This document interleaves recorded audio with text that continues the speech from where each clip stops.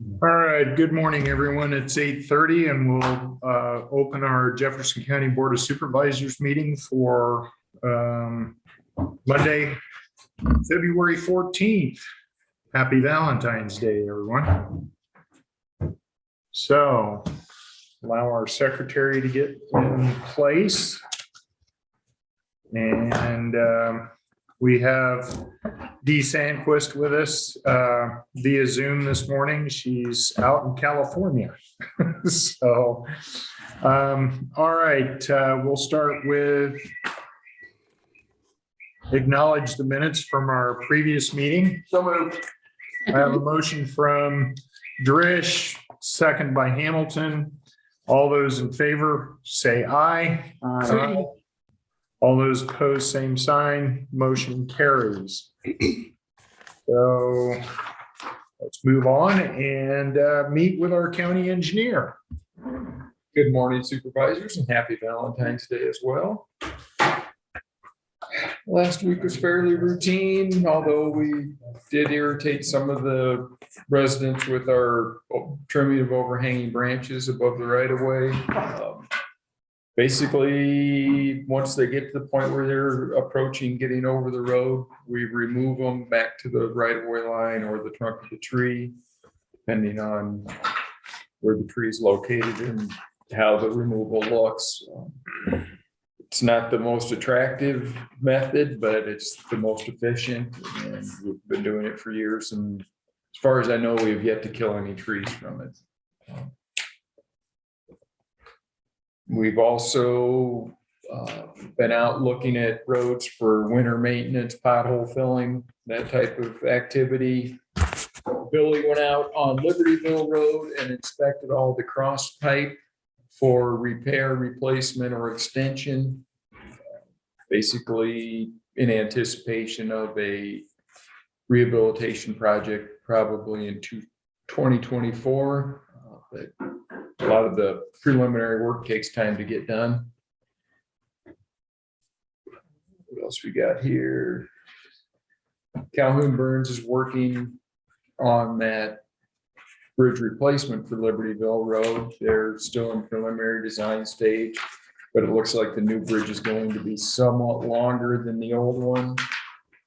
And we'll also take that opportunity to do some geometric improvements coming down that hill, make it more of a gradual slope instead of a steep bottom out type feature. I have in the packet behind the weekly accomplishments from the crews, some information on a used case tractor that we're looking to buy to replace or to replace our old one that's wore out and pull that new Pullman mower that we purchased, and that actually arrived last week. We have not been able to find one used reasonably priced anywhere close by. We did find one on an auction. Yeah, I see the bid on it is only $11. Well, yeah, that's 15 days left. My guess is it's going to end up closer to 60,000, which is or top end 63,000, somewhere in that window. Doing that as a question. Yes. Your tractor, you can trade it in. I'm thinking we're going to put it up for sale. Yeah. To anybody. Yes. Yeah. I'll know more about that here in a week or so. But that's like your guys' approval. If this piece of equipment goes under $63,000 to bid up to that point for the auction, it's in our budget. We had it actually budgeted at 50,000. We can't find anything for that. So, how urgent is it? Do you need one now? I mean, it's now, but we found one now. okay. No, I know they're hard to find. 6 months that I'm aware of.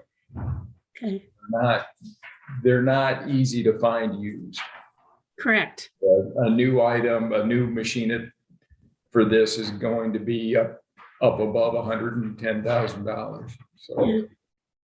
We don't need brand new, but we do need a decent used one. And this fits the bill if it falls within our budget, and it very well may not, but we found it, so we want to take a run at it if you guys will approve. Yeah. Good luck with it, because I know it's going to be hard to find it.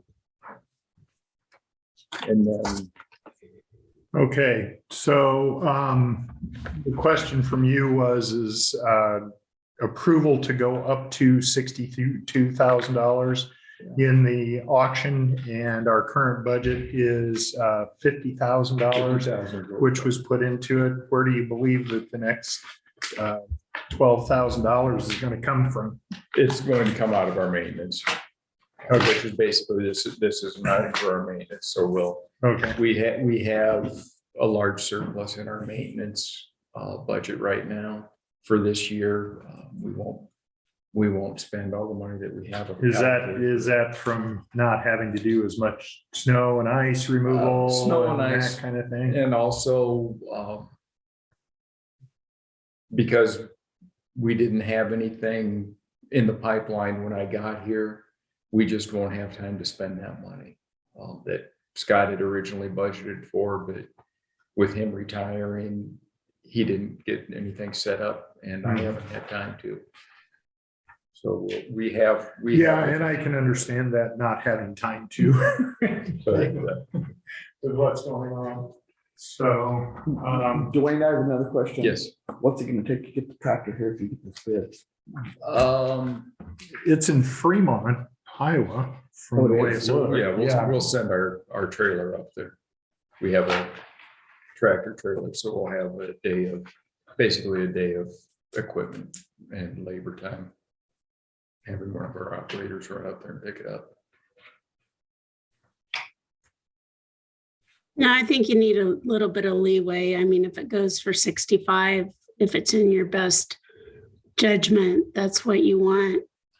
It's difficult to find used equipment, and I think we need to let him use his. Tractor you're looking at? That is a comp. That one has higher hours, and that's actually not what we want. Yeah, it's in Montana. Yeah. Yeah, there's a number of them around, but there's very few of them. The other sheets you gave us were just basically for examples. Yeah. Yeah, Of what is the what they're- equipment's running for and all of that. Okay. So, I would make a motion to authorize Dwayne to go ahead and expend up to $65,000 in the auction that they are participating in right now to pick up a new tractor, a used tractor, but new to us for the road department. Second that motion. I hear a second from Drish. Any other discussion, Dee? No, Okay, all those in favor say aye. Aye. All those opposed, same sign.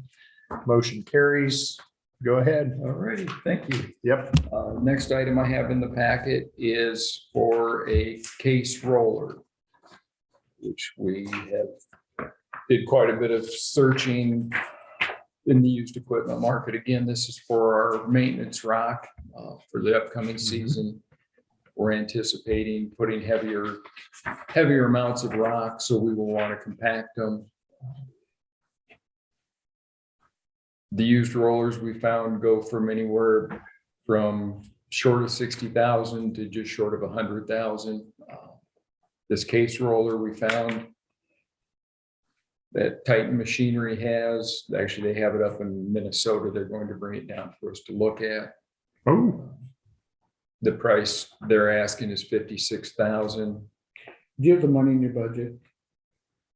This would be next year's money. Okay. But this is something that, again, we need to have. We hope to get started on the heavy rock project in April. So we're probably going to have to, again, take this out of our maintenance budget or amend the budget to fit this $56,000 into it. yeah, I think that was the question Susie was getting at, is even though we're going to have it in the budget for the next fiscal year. We still have to be able to pay for it. Yeah. And in order to do that, you'll probably have to do an amendment with it. Yeah.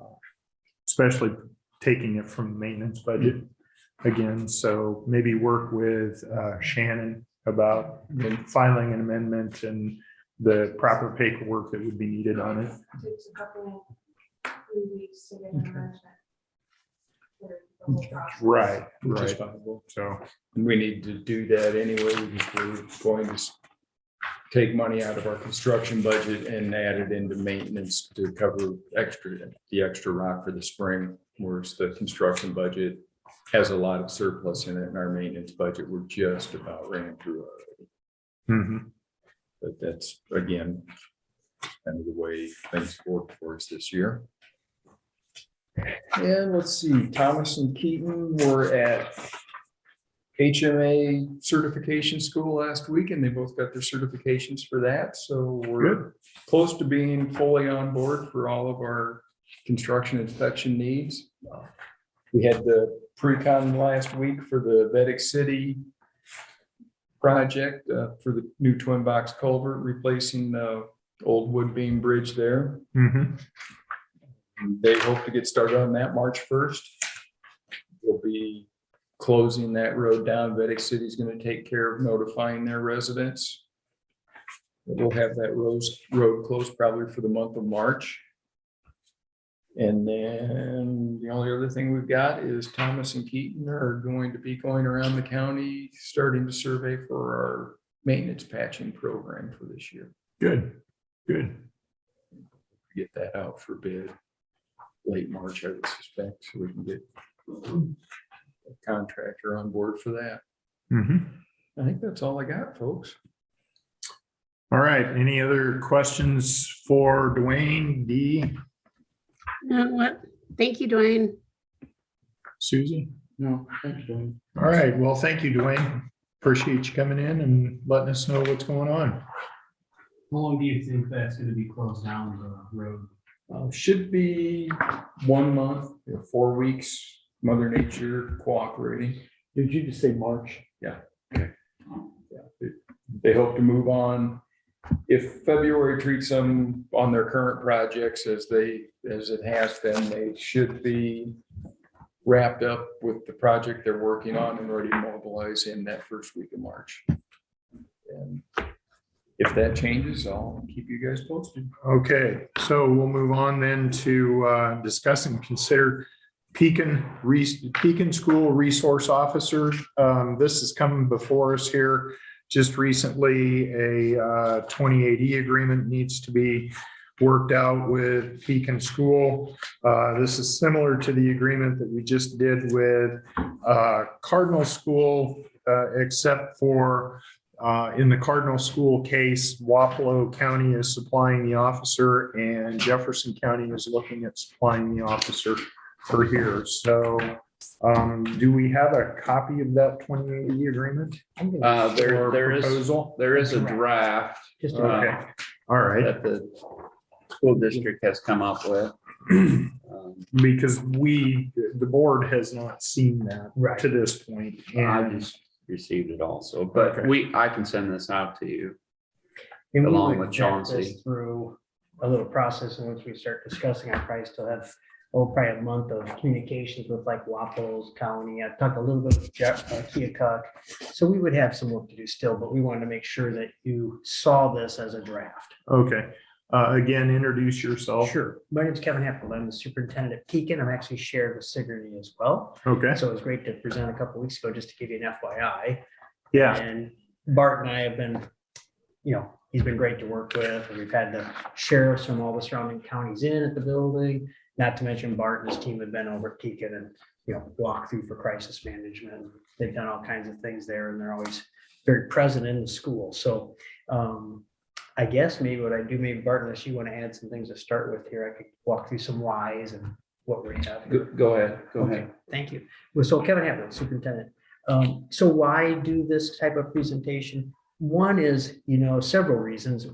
First off, we've had parents rightfully so, always asked, what about security? What about cameras? What about how are our kids feeling safe? What about, our crisis management plans in place?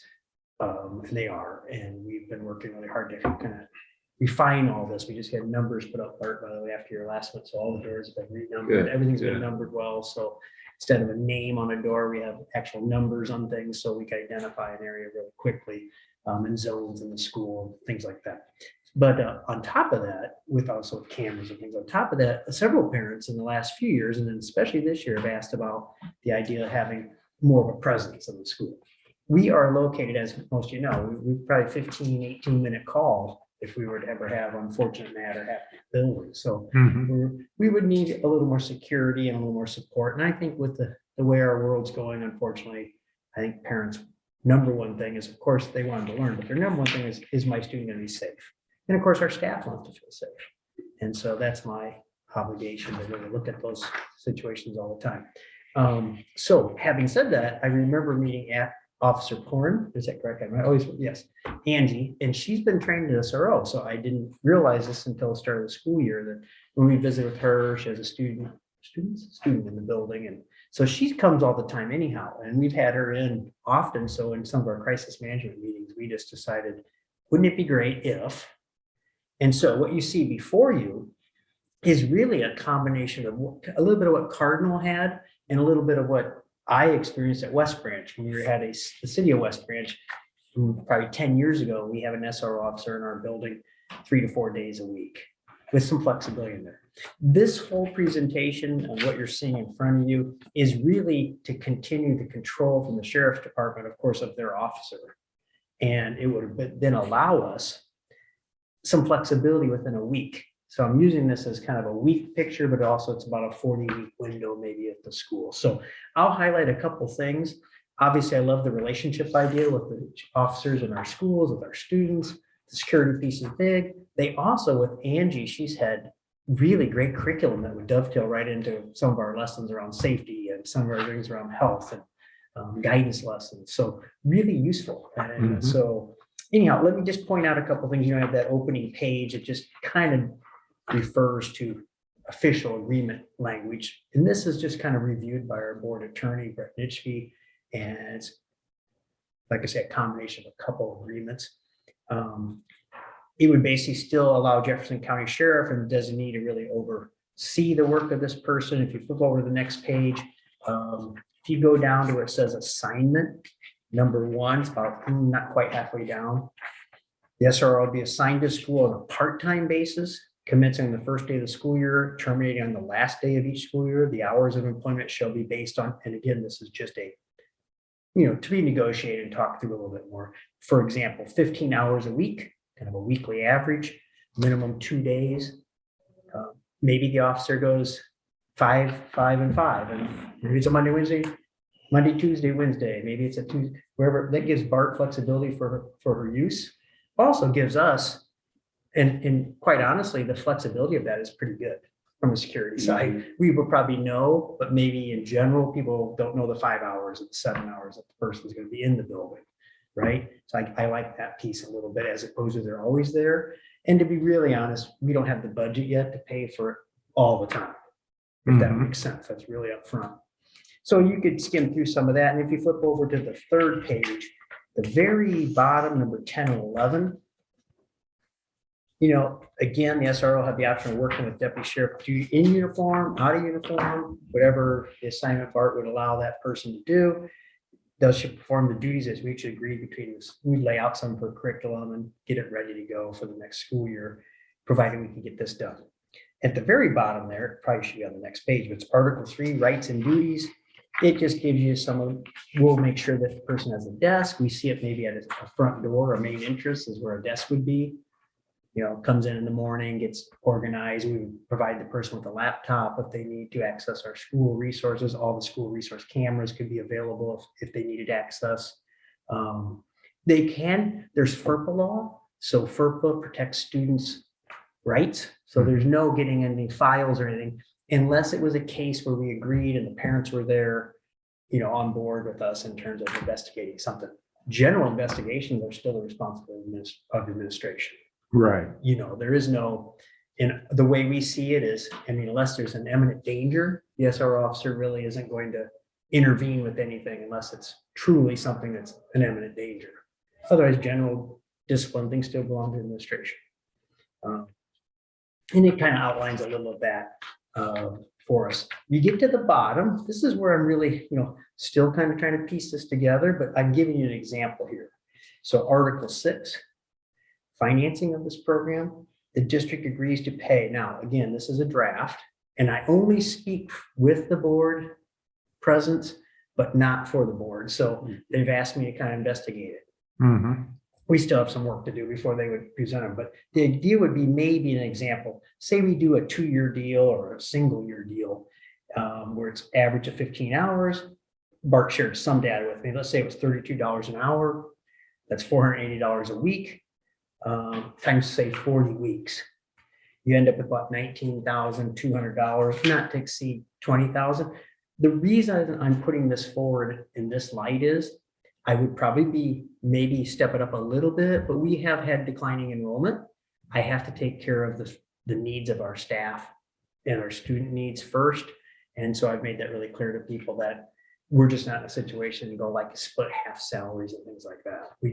We're not ready to do that. I really have we've got to tighten up our budget a little bit anyhow. So I'm coming at a time when it's kind of tighter than maybe I would like, but we've really got to make sure we have the school budget things in place so that we might be able to come back and do this. And as a side note, I know the state officers have not agreed to allow SRO to have sharing dollars. So like sometimes they'll give you a phantom student, so to speak, like weighted count of 3 or 4. That's come up 10 years and they've never allowed it. Right. But they have given us like social worker sharing dollars and things like that. So I wish they would, because that would really make it a lot easier for us to, if a student's worth $7,000 and say the state would say, hey, you can get 2 or 3 for having a shared SRO officer. That would be really good. Yeah, not much support for public schools coming out from the state of Iowa. No, hasn't been in general and overall a good stretch for public schools. No. And I don't see it getting any better. But so anyhow, you see the basics of this idea. And again, I'm sorry, I'm talking so much, Bart, jump in any You're time. fine. I want to go to Wapalos County Supervisors. The reason I want to go to the other ones is more like, hey, if we had a percentage, I could show them the percentage of students at Pekin from their counties and say, would you be willing to give a little bit toward us, which would allow us then to offset some funding that we. Which is the same thing we did with Cardinal. Correct. So Pekin would be in an agreement with those other 2 counties. We wouldn't be, you would be. Yes. And you're talking for next school year. I would love to see that happen for us. I For can't speak for 20. my board. So we have a little bit of time, but he's Right. talking for the beginning of 22, 23. Right. So we can take time to look this over, any adjustments. Yeah. Right now, I'm looking at is we have a trained deputy in SRO.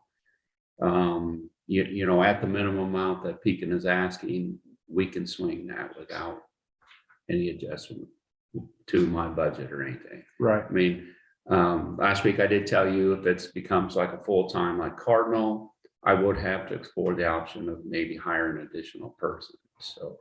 Right. That would do just that. And what would fill in? what's for the negotiated for expense from the school would increase with that, because we're not going to pay we wouldn't give this as extra money on top of a particular officer's salary. We're getting the money back into the sheriff's budget, but it's not going to be a direct check to any officer that would be going out there. That officer is only going to make what they currently make for their salary and those kind of things. Correct. Okay. The money would come back through the county. All It's an right. agreement between the board of supervisors and the school board. Okay. We should see it, basically a service agreement. We really appreciate the service and we would be willing, of course, to pay an X amount once we talk to you a little bit more for those services of the person's time. Right. Can I ask you a question? Yes. How many of your students are from Wapler County and Keokuk and Jefferson? We just ran the numbers and it's kind of interesting. Keokuk and Jefferson County are the largest bulk of our students. I believe Keokuk might be more around, or excuse me, Wapello might be, don't quote me on this, but probably around 8%, 7%. It's not a huge Keep up amount. in Jefferson. Are the Sure. bulk, yeah. Yeah, and I think Jefferson's slightly more than Keokuk. Okay. You're taking, they're probably more like the 40s and 50 percentiles.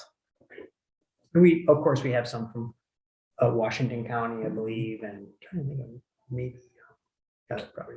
Okay, so we have this on as a discuss and consider. At this point, it's just discussion because our county attorney has not had an opportunity to look this agreement over yet, and I think we want their input out of it as well.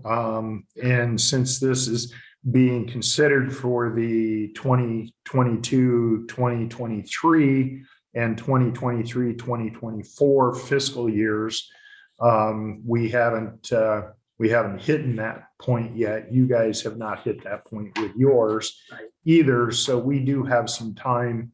It wouldn't be anything that would be coming out of our budget to cover this. So we just need to have our attorney review it, and we'll get a copy to you, Pat. I see he's left our meeting so far. So I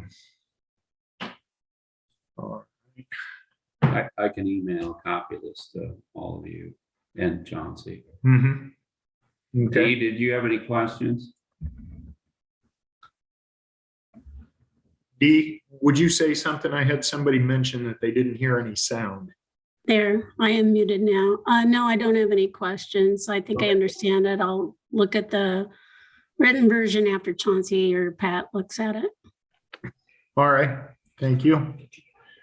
Any more discussion, Susie? No, I just think this is in infantile stages, and I can scan it. Okay. Consider a bunch of stuff. You have to see. All right, so we'll go ahead and get this to our county attorney and have them look it over, and then we'll get back to you guys at the school district up there, and then we can talk about it a little bit further and then actually consider what we're talking about with our proposal. Does that work well? That works well, and then you have to go to the school board. Yes, I would have to I have a little more work ahead of me to get to Wapello County Supervisors, just to talk with them a little bit.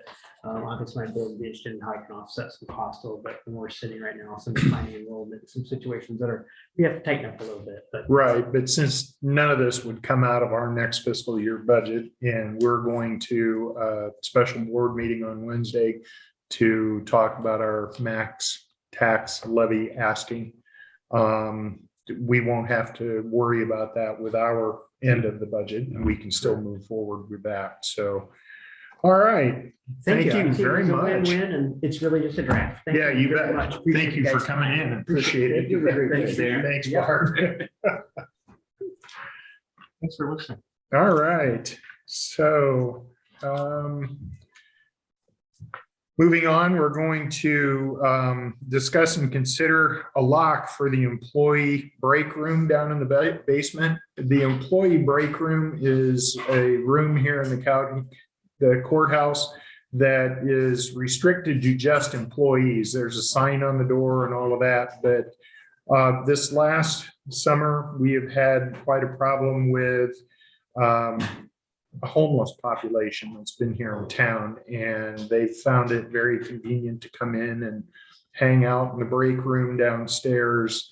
While we have no physical evidence at this point, there's been some suspected items taken from the break room. Familiarity by these people are pretty high on the watch for the people that are here at the courthouse, both men and women. And Dave and I have spoken about this, and we would like to consider or have the board consider placing a keypad lock on the door down there so that someone doesn't come all the way from the third floor down to the break room and then say, oops, I forgot my key, and then have to go back and pick it up. This way, one number can be given to the employees. They can use it. If for some reason that number gets compromised in some way, it can be changed pretty readily. But this is something that Dave could do by going and purchasing a new handle and lock pad for that particular door down there. So do we have any other discussion from the supervisors, Susie? You know, I think it probably needs done because it would just stop all the conversation and all the. Maybe we just need to do it. Okay. Dee, do you have any? Nothing additional. I think you explained it quite well. I know there's been some problems. Yeah, and you know, the problems aren't always that way every summer, but I think that with the heightened feeling of security that you would get from having something like that on that door down there would be beneficial to the employees here. Because like I said, some employees have walked in and people have been in there that are not supposed to be there, that are not employees of the building, don't have any real reason to be in there, even if it was just the general public that would come down and go into the break room, you know, regardless of whether that person is homeless or not. I think it's a good idea for better security overall. We do have security cameras down in the basement. We can track who comes and goes when it comes to that. If we are truly suspecting something terrible has happened, but beyond that, actually keeping the safety of the room guarded when no one is there is pretty good, because our employees leave different things in there, and we don't want them to come up missing or anything like that and have any problems that way. So, You know, Darren, you lock your house, you lock your car. If you have animals, you take care of them. We just need to do it. yep. It's just the right thing to do. So could I have a motion to approve putting a lock on the break room door, a keypad lock on the break room door downstairs here at the courthouse? So moved. Second. I have a motion from Drish, a second from Sandquist. All those in favor say aye. Aye. All those opposed, same sign. Motion carries. Okay, so we'll move on to discuss and consider township officials' meeting rate and hourly rate increase. This is something that was brought up for many years. The township trustees, their clerks, the resolution would read as follows. It was moved by, seconded by, that the compensation for township clerks and trustees while engaged in official business be set at $30 per meeting, or an hourly rate of $10 effective July 1st of 2022. Now, township trustees go out and work on fence disputes between property owners, and they have fence inspections that are outside of the normal meeting time. The clerks have not received a raise for taking care of the official business of the township, as far as meeting minutes and other items that come to them that have to be attended to, bills or anything like that. We had discussed this at a county-wide township trustee meeting that we held here recently. It was a informational meeting to kind of explain to the township trustees what their job duties are and how that works. Some are new in what they're doing and had never received anything like that. Some of the others that had been township trustees for a long time had questions. They were unsure of how things would work. But it was felt that it would be a good thing to go ahead and give these people a little bit more money. I think the previous rate was $25 a meeting, $20 a meeting. And the hourly rate was like $8, $7.25, $8. So we're going to move those in that direction. So I would take a motion to approve this resolution. So moved. Second, I have a motion from Drish, a second from Sandquist. All those in favor say aye. Aye. All those opposed, same sign. Motion carries. So D, you'll need to sign this when you return. okay, And in the meantime, Susie and I will get ours done here so that they can go to Abby. And we'll move on then to discuss the pop machine in the courthouse basement. The courthouse has a pop machine downstairs. It's been there for many, many, many years.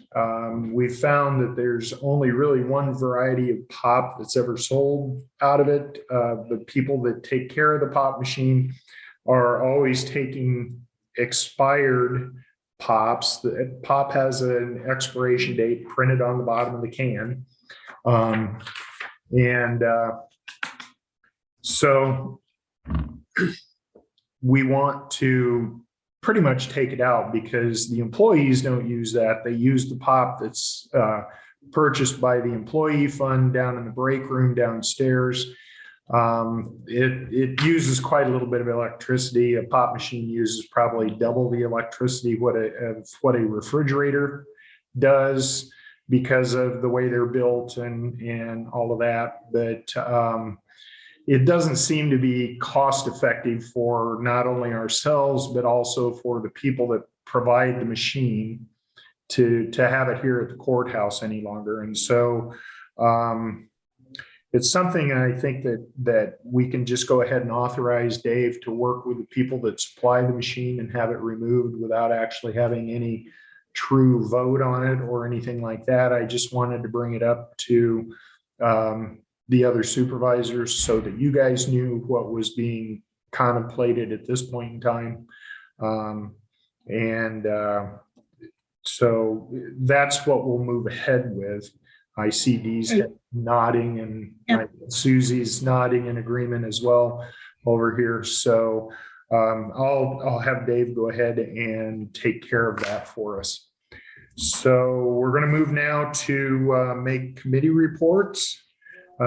Dee, did you have any committee reports? Yeah, I was at a ISAC supervisor meeting Thursday and I got to introduce Chief Justice Christensen, who spoke instead of the governor because the governor wasn't available.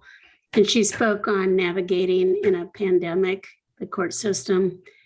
And basically it was, how the use of electronics, one thing that came from COVID was the use of electronics and how that's been able to really help the court system.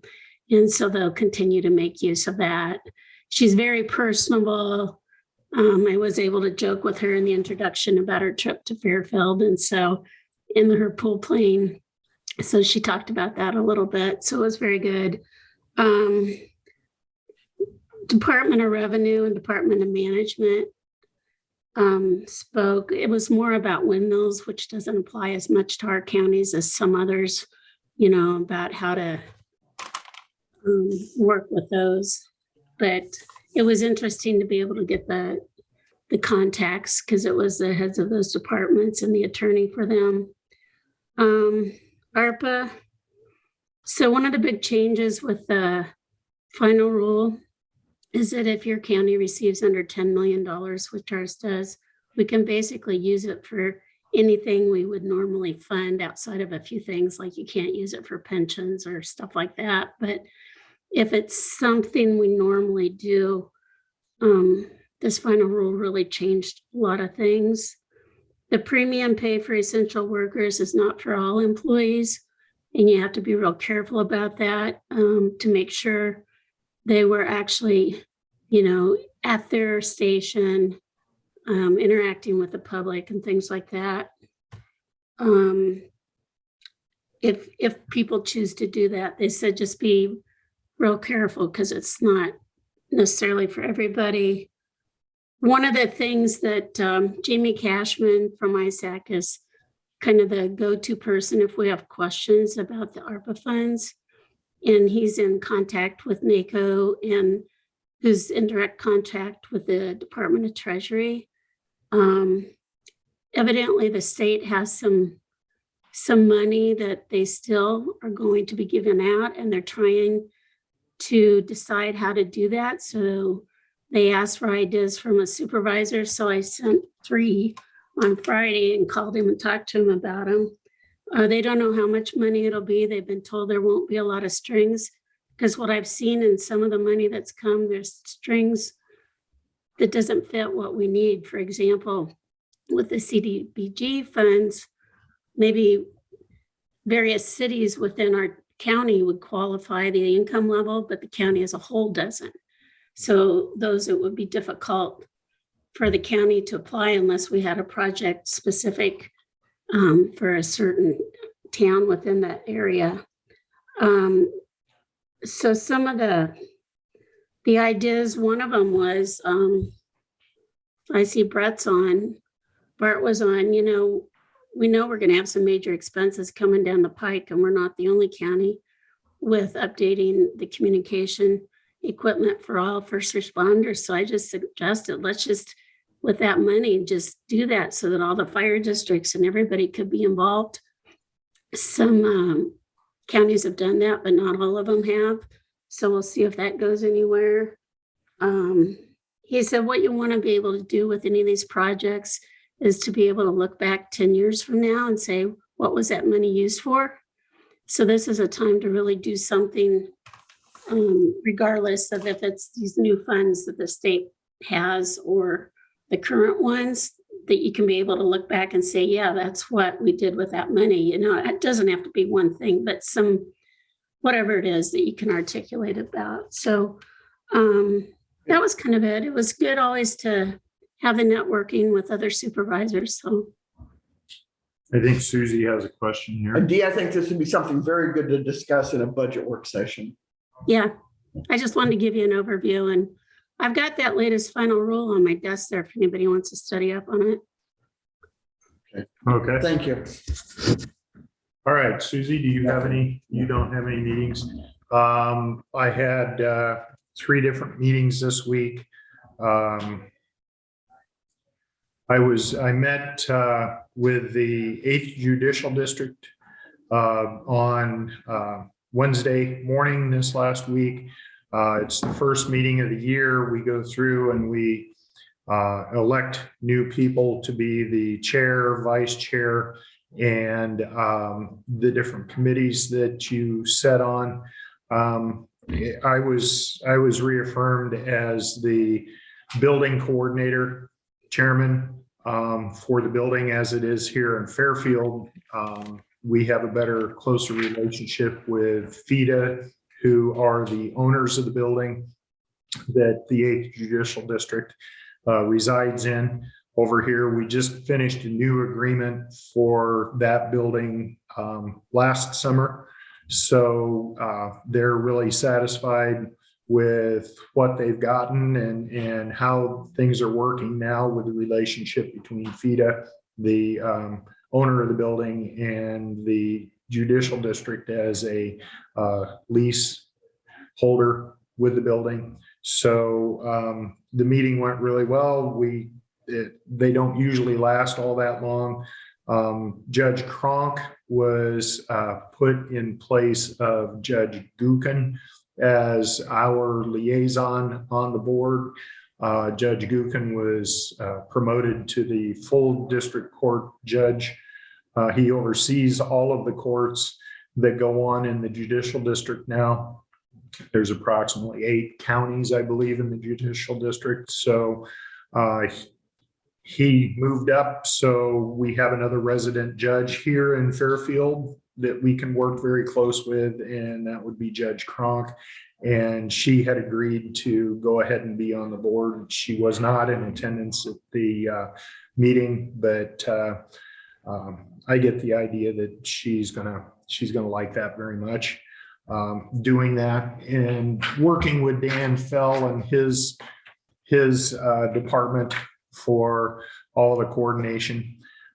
They did have some presentation on how the mental health aspect of the court system has changed over the years and what they've added to their workloads as far as trying to take care of clients that have mental health issues, as well as have done something to be in the court system.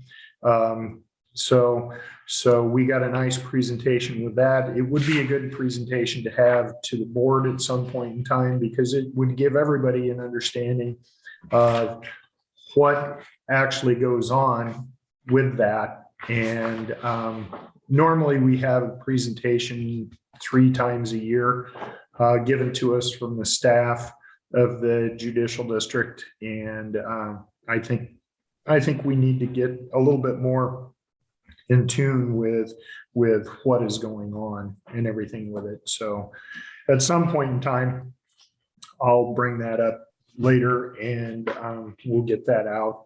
I went to Mount Pleasant to a rest board meeting directly after that. We approved the annual budget. We do now have a new financial officer for the rest board. The previous officer left and is now with the billing department for the utility service in Mount Pleasant. It was kind of a loss that we lost her that direction, but it was a good move for her. She's right there in the community. She lives there, and she wanted to do that. The newest gal that we have, of course, there's a learning curve with what's going on, and there's a few problems with the QuickBooks program that they had been using to follow through with budget items. We got some stuff in a very different format than what we saw last year when it came to budget time. But overall, Russ is working as it should. They are now putting into full use the new pump truck for going out and cleaning out septic systems. They do that not only for the areas where Russ has contracts with communities to keep up with their sewer system, but do it as a service for all people that live in the Russ area. And so you can contract with them to come out and pump your septic tank. A lot of times it's done at time of transfer from where a property goes from one individual to the next individual. Russ oversees time of transfer types of inspections. They don't do it here in Jefferson County. We have our own environmental health officer that is supposed to go out and do that at the time location is sold and before the new owners can move into place. And we keep up with it that way. On Thursday, Dave Taft and I met with a company that is giving us a proposal for putting in Zoom equipment here in the office, rather than doing what we're doing right now with a laptop on a kitchen table, lazy Susan, and not having very good results with sound quality or picture quality, those kind of things, for when we put this up on to the Fairfield media site YouTube channel, so that it's available to all the public to view after the meetings are completed. It'll also make it easier for the public to be able to join the meetings. As I see, we have very many people on this morning. We have Brett Farrell, Tom Drish, Thomas Ensminger, Chris Estel, and Marianne Nordyke are with us this morning via Zoom. It will give us a better capability in here. There are many components that go with it. The initial bid that came from them was near $29,000, but with working with them and reviewing what we have right here, the equipment that we have here at the courthouse that we can integrate into the system, that has dropped by a little over $3,000. We were able to negotiate that out. We haven't got a start time yet for when this project would take place, but I will have all of that in front of the board prior to anything like that going on. They would be able to start on the weekend. The only thing that Dave will assist with when it comes to installation of things is that it's proposed to put some sound dampening tiles in the archways that are in our ceiling here in the boardroom. What that'll do is it will help dampen people's voices like mine, which are very low and very loud. And it will also help increase being able to hear people that have a higher register in their voice and then speak softer, so that we can take care of it that way. Again, there was one computer item in there in that proposal that was fairly expensive that we have just received some Surface Pro tablets from a grant, and we can use one of those instead of purchasing that. We also took care of one other large ticket item was cut down by almost $3,000 on its own. But we did find that it was going to cost a little bit more for the sound deadening material because the initial estimate was made without actually looking at what the room was like. And so it went from $1,000 to close to $1,800 is what's proposed at this point in time. So we looked at that, and I think we've got that fairly solidified. This is money that would come from the American Rescue dollars, which this falls under. Doing that, it gives more accessibility to the public without having to actually come to the meeting itself, which is part of, like you spoke, Dee, about the court system and being able to do things remotely rather than having to have face-to-face type meetings all the time with everything that goes on. Plus, the information gets out to the public a little bit better. You're able to view this on YouTube and then be able to ask questions after the fact of what went on with the meeting and what the decision was really all about on anything that we do. And then on Friday, we had our conference board meeting at 8:30 a.m.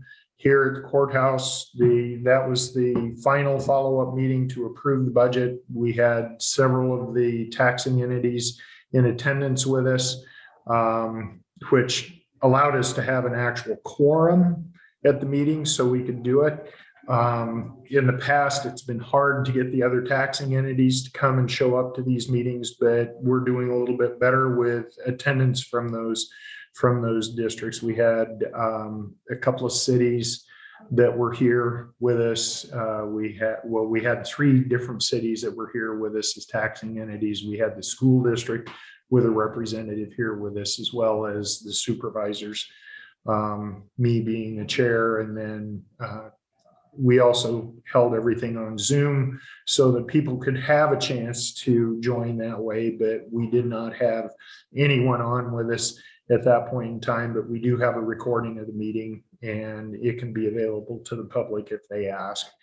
And then the final thing is Chauncey and I met with the public defender's office from Des Moines. We went out and looked at an office that could be used by them. They were very pleased with what they saw with the size of the office and the location of it. The office up there contacted the regional DHS chairperson or supervisor, and they have no problem with moving an office into the building over on Maple, using one of those offices for that purpose.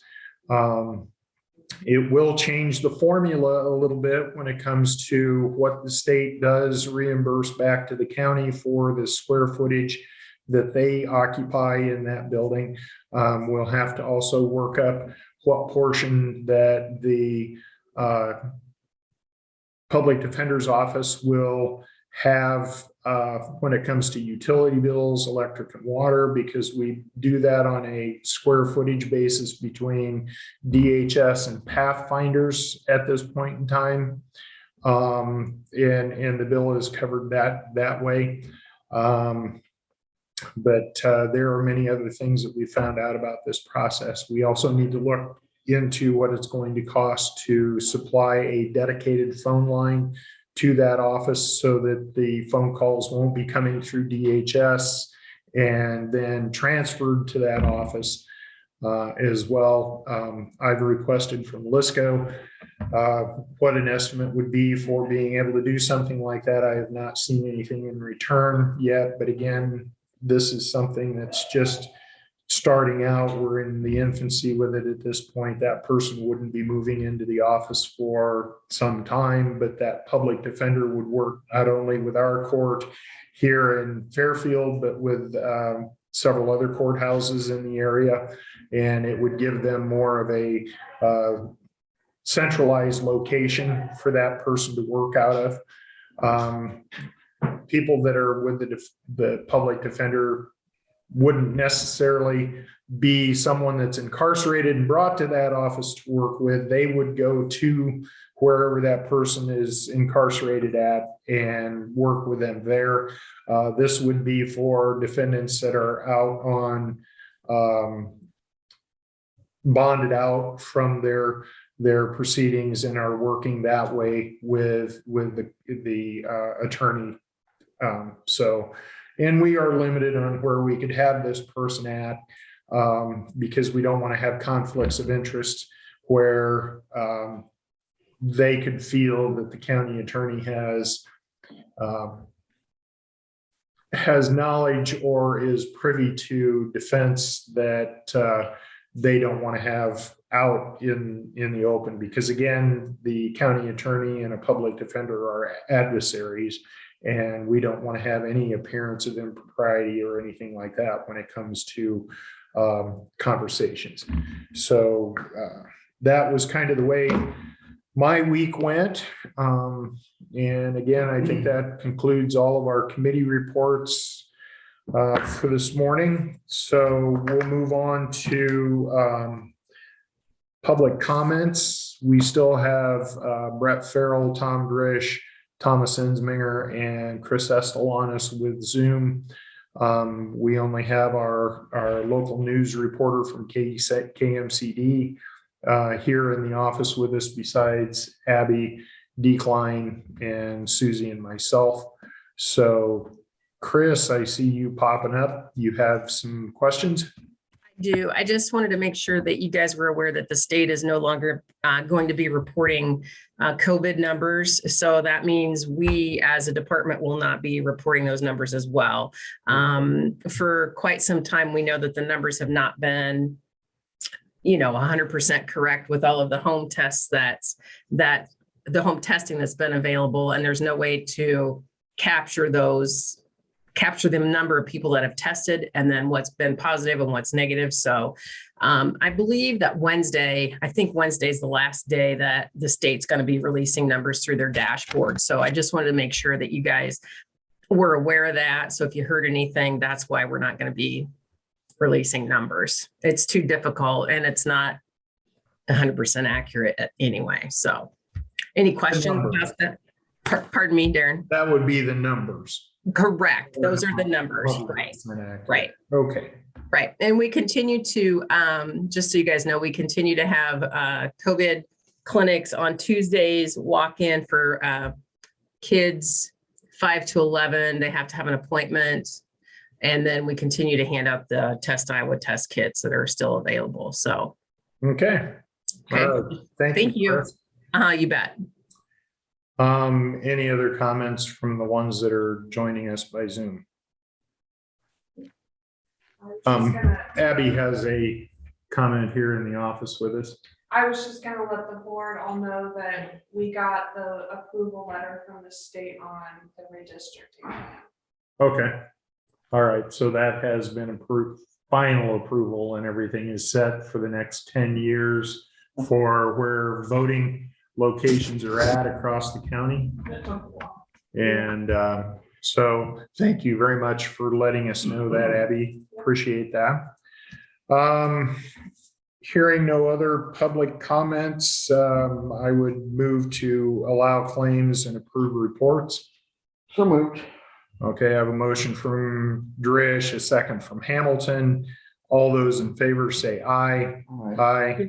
All those opposed, same sign. Motion carries.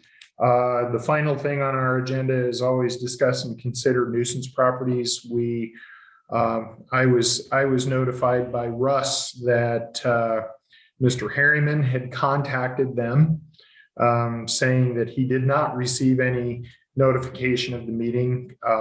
He was called by me twice. His phone had no way to leave a voicemail. That was the number that was on the letter that he left at the courthouse with it. I also texted him multiple times. I have copies of those texts, date and time of when they were sent.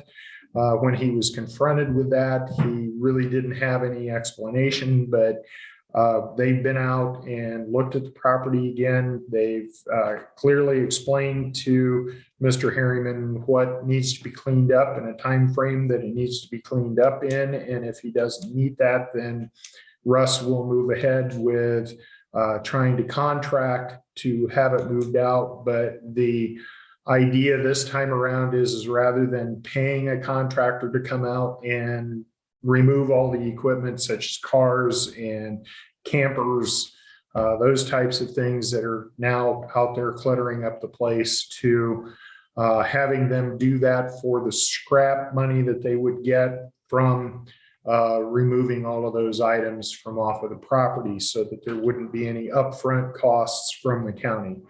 And we also had a minor discussion of where the county is with the program and what we're planning on doing moving forward in the future.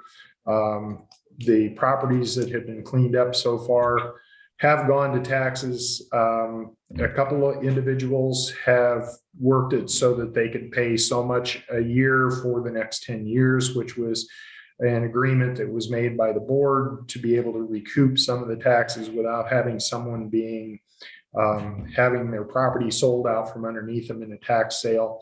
And we've had a couple of high ticket cleanups that have went on, and we continue to budget $50,000 for those property cleanups if we have one that needs to be done in that manner.